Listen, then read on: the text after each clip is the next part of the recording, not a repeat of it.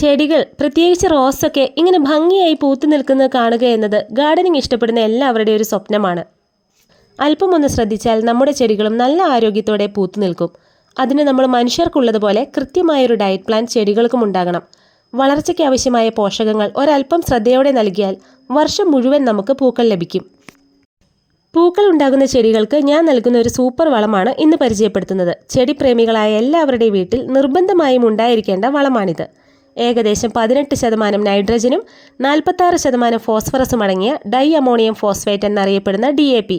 DAPയിൽ അടങ്ങിയിരിക്കുന്ന നൈട്രജൻ ചെടിയുടെ വളർച്ചയെ ബൂസ്റ്റ് ചെയ്യുകയും ഇലകൾക്ക് നല്ല പച്ച നിറം നൽകി ഹെൽത്തിയാക്കി നിർത്തുകയും ചെയ്യുന്നു.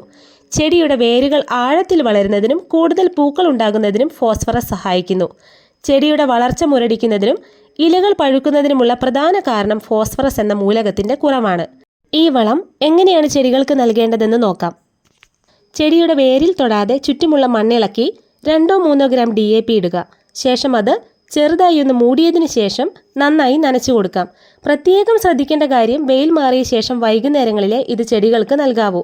ഒരു 20 ദിവസം കൂടുമ്പോൾ ഇതുപോലെ ഇട്ടുകൊടുത്താൽ ഏത് പൂക്കാത്ത ചെടിയും പൂക്കുമെന്നത് ഉറപ്പാണ്.